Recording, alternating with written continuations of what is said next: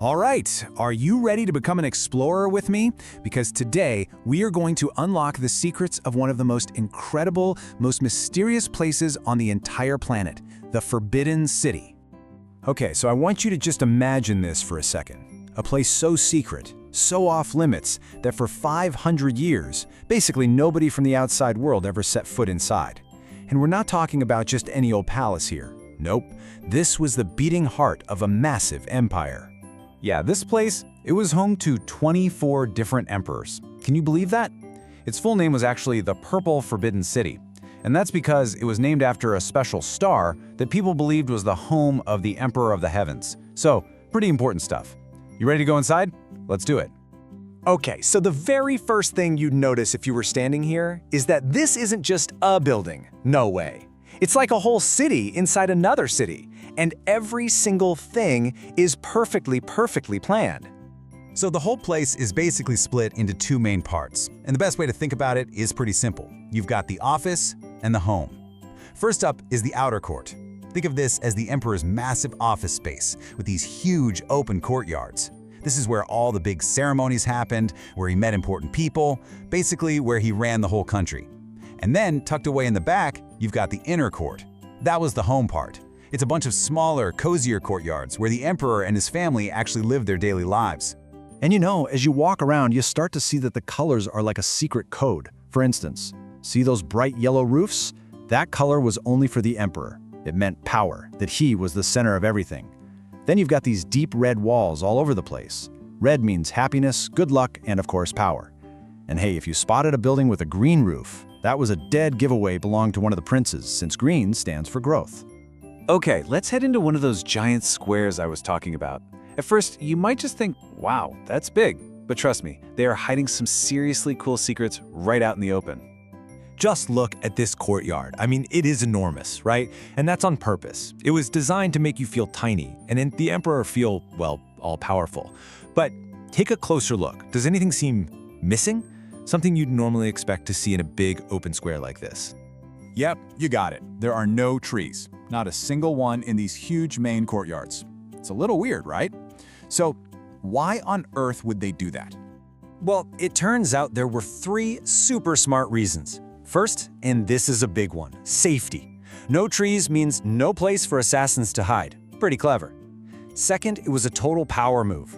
That huge empty space made the emperor's buildings at the end look even bigger and more impressive. And last but not least, fire safety.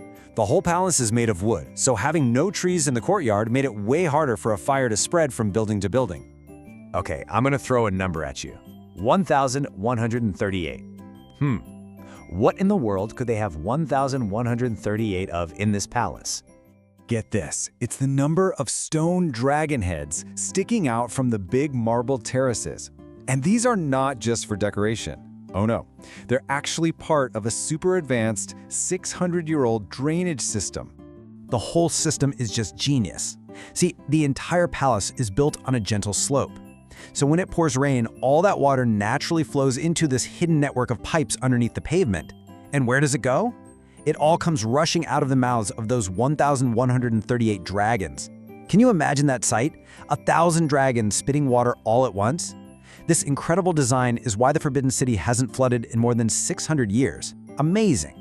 So we've explored the office, which is pretty grand. But what about the home? All right, let's head into the inner court now and get a peek at what life was really like for the emperor and his family. Now, in this more private part of the palace, 2 buildings were really the center of everything. First, you have the Hall of Heavenly Purity. This was the emperor's spot, his bedroom and private office all in one. Then, right behind it was the Palace of Earthly Tranquility. That was the empress's palace. It was also the special place where the emperor and empress would have their wedding ceremony. Okay, now for what I think is one of the coolest secrets of the entire palace. How in the world did they build these giant wooden buildings so that they could last for centuries through earthquakes and everything else? The answer is something called mortise and tenon. Think of it like ancient Chinese Legos or a giant wooden puzzle. Seriously, instead of using a single nail, they carved the ends of the wood beams to fit perfectly together. One piece would have a hole, that's the mortise, and the other piece would have a part that sticks out, the tenon. You just slot them together and they create this incredibly strong lock. The entire Forbidden City is built like this. No nails. And one of the most important, and beautiful parts of this whole puzzle system is something called a dugong. If you look up, right under the eaves of the roof, you'll see these super complex sets of interlocking wooden brackets. They almost look like wooden flowers blooming from the tops of the columns. But they're not just pretty, they have a very, very important job to do. You could say these little brackets have actual superpowers. First, they're strong. They take all the massive weight of those heavy, curved roofs and transfer it safely down to the giant pillars. But here's their real superpower, and this is mind-blowing. They're also flexible. They can shift and move just a little bit, which means they act like shock absorbers during an earthquake. That's a huge reason why these buildings are still standing after all this time. So when you put it all together, from the giant powerful layout to the tiniest, smartest little details, you realize the Forbidden City is so much more than just a palace. It's truly a treasure for the whole world. And that's why it's a UNESCO World Heritage Site today. That's a special title for places that are so important to all of human history that they have to be protected forever. I think this quote really says it best. It's an unparalleled masterpiece. It represents the essence of ancient Chinese architectural art. Just perfect.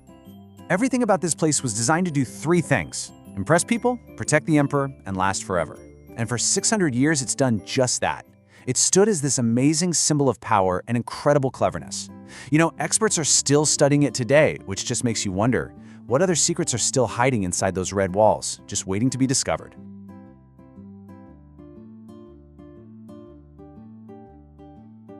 大家好，今天我们要一起去探索一个非常神奇的地方。它在中国北京，叫做故宫，也叫紫禁城。它是世界上现存规模最大的古皇宫。大家可以把它想象成一座巨大的皇家城堡，这不仅是建筑的奇迹，更是中国文化的宝库。很多人会好奇，皇帝每天在故宫里做什么呢？其实，这里既是皇帝处理国家大事的办公室，也就是他办公的地方，也是他和家人每天吃饭、睡觉、玩耍的地方。就像我们要去学校上学，放学要回家一样，皇帝的家和办公室都连在一起，由前后的不同宫殿组成。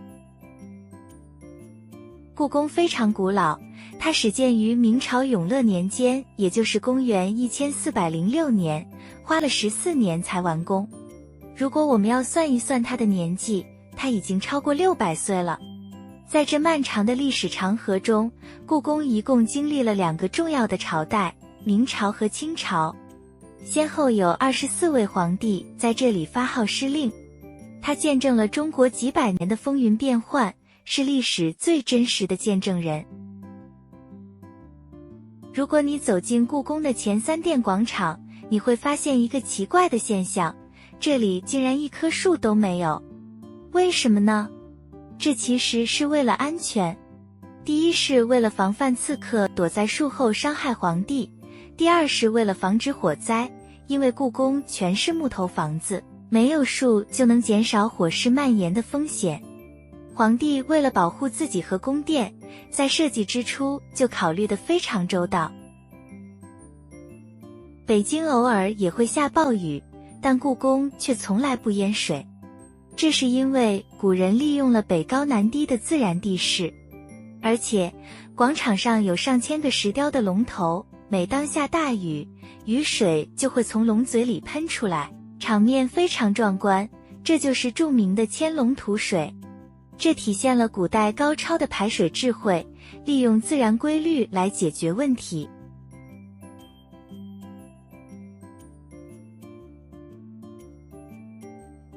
故宫的房子基本上都是用木头盖出来的。最神奇的是，这么巨大的建筑群竟然没有钉子。你们可能会问，不用钉子，房子怎么能立起来呢？其实，这就像是古人创造的一种超级乐高 LEGO。他们不用任何胶水或铁钉，全靠木头零件之间的巧妙结合。这简直是世界建筑史上的奇迹。你们看，在层层叠叠的屋檐下，有一种像木头花一样的结构，叫做斗拱。它们像很多双小手一样，支撑起巨大的屋顶。斗拱不仅好看，还有一个超能力，它能通过像弹簧一样的摆动来减轻地震对房子的伤害。它是中国古建筑的减震器。故宫的颜色非常特别，红色的墙代表吉祥，黄色的瓦代表皇帝的权力。而且，如果你从高空往下看，你会发现故宫是完全对称的，左右两边像照镜子一样一模一样。这种平衡感展示了中国人追求和谐有序的审美。故宫的布局讲究对称，也就是左右平衡。如果你从高空往下看，会发现左右两边像照镜子一样一模一样。这种对称美学在中国文化中随处可见，比如我们过年贴的对联，家里摆放的精美瓷器，甚至是中国传统的服装。这种平衡感不仅看起来很整齐庄严，更展示了中国人追求和谐有序、稳重踏实的生活态度。今天的故宫已经成为了著名的世界遗产，它不仅仅是一座美丽的古建筑，更是我们了解中华文化的一扇窗户。希望通过今天的学习，大家能记住这些有趣的词汇，理解中国古人的工程智慧和审美追求。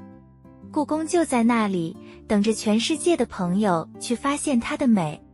谢谢大家。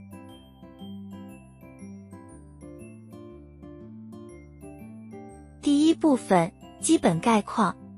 一、故宫 The Palace Museum 故宫。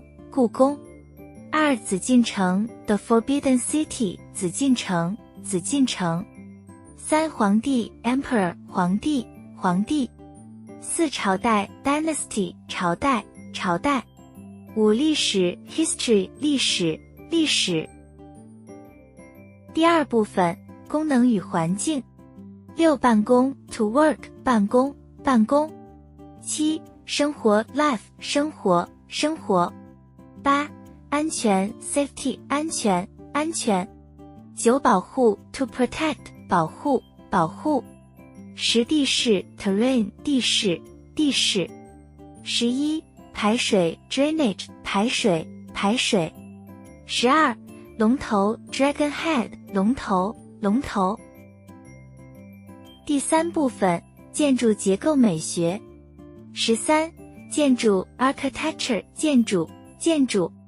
14、木头 Wood 木头。15、没有钉子 No nails 没有钉子。16、榫卯 Mortise and tenon 榫卯。17、连接 To connect 连接。18、凹凸结合 Interlocking parts 凹凸结合。19、斗拱 Dagon brackets 斗拱。20、支撑 Support 支撑。21、对称 Symmetry 对称。22、平衡 Balance 平衡。23、颜色 Color 颜色。第四部分，文化意义。24、文化 Culture 文化。25、学习 To learn 学习。26、世界遗产 World Heritage 世界遗产。